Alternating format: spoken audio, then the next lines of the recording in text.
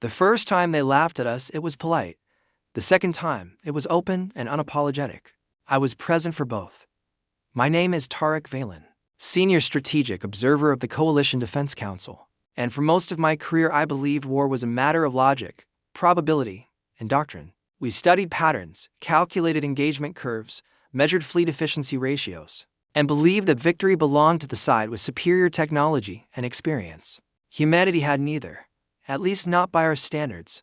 When Earth joined the coalition, they were categorized as a developing species with fragmented history, moderate industrial output, and outdated kinetic weaponry. They were useful for numbers, nothing more. And when the Graph Dominion began carving through our outer systems, sterilizing entire worlds and reducing billions, Earth volunteered assistance. That was when the laughter began. In the high chamber of Keller Prime, the Dominion threat was displayed across a rotating holographic projection, bioengineered.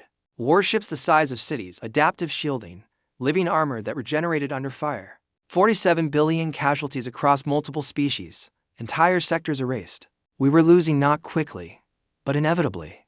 The thorough Supreme Marshals studied Earth's fleet manifest and allowed a faint ripple of amusement to pass through the chamber. Their ships were smaller, their weaponry kinetic, no planet crackers, no psychic disruptors, no gravitic lances. When General Marcus Hale of the United Earth Expeditionary Command stepped forward in a simple dark uniform, without ceremonial plating or ornate weaponry, several delegates openly questioned whether Earth truly understood the scale of the war. Hale listened without visible irritation. "We understand you are losing," he said evenly. The laughter faded. There was no arrogance in his tone, just certainty. 3 cycles later, the Dominion struck Helier Gate, a civilian Nexus world with 20 million inhabitants and minimal defensive capacity. The nearest coalition battle group was 16 hours away. Dominion carriers pierced orbital defenses in under 2. Landing spores began descending through the atmosphere. Coalition Command calculated casualty projections and prepared evacuation. Priorities: it was a familiar ritual: minimize losses, salvage what we could. Then Earth transmitted a message: Expeditionary Task Force Blackreach in range. Request engagement authority. Debate erupted immediately. They had no capital ships, no heavy plasma arrays, no Dominion combat experience. Authorizing them would be symbolic at best, suicidal at worst. General Hale simply said, "Authorize it." And so we did, from the observation deck of the carrier Vigilance. I watched 24 compact human vessels drop from faster-than-light travel. At the edge of Helier's system, they were angular, dark, engines burning a hard white blue. They looked insignificant against Dominion carriers that dwarfed moons. 5 Dominion warships diverted to intercept. The humans did not retreat, they accelerated. Not in defensive formation, not in accordance with coalition doctrine. They split into attack wedges and fired. What left their holes were magnetically accelerated projectiles, dense metallic rods traveling at a measurable fraction of light speed. The first Dominion carrier attempted evasive maneuvers. It failed. The kinetic strike transferred such catastrophic energy that structural cohesion disintegrated instantly. The ship did not explode in cinematic fashion. It simply ceased functioning. Its forward half vaporized by physics itself. Within 12 minutes, 5 Dominion carriers were debris fields. The laughter from Keller Prime felt like something from another lifetime. Yet orbital superiority was only half the battle. Dominion drop pods had already impacted Helier's surface. War forms advanced through urban districts, bioplasmas searing buildings and scattering civilians. That was when the human transports descended into atmosphere and did something no coalition unit would attempt. They deployed at 5 kilometers altitude, not in armored pods, but by jumping. Black armored figures launched from their ramps, thrusters, flaring from compact propulsion units embedded in their suits, combat suits. We later learned they were called. They fell through smoke-filled skies like controlled meteors and struck the ground already firing. The first footage came from a civilian drone. A Dominion warform towered over a shattered plaza, armor layered and gleaming with regenerative tissue. A sharp kinetic impact struck its shoulder joint, cracking plating. 3 more rounds followed in rapid succession, each precisely placed. A human soldier advanced through debris with steady precision, rifle recoiling violently with each shot. The weapon was not elegant. It was brutally effective. The warform staggered as armor split. The human closed distance launched a micro-explosive into the exposed joint and detonated it. The creature collapsed in pieces, without pause. The soldier turned and directed civilians toward evacuation corridors. Movements calm and controlled. Across Helier, similar scenes unfolded. Human squads maneuvered with tight overlapping fields of fire, breaching walls instead of funneling through predictable streets, using vertical space and choke points to dismantle Dominion units piece by piece. Coalition doctrine emphasized holding ground. Human doctrine emphasized eliminating threats entirely.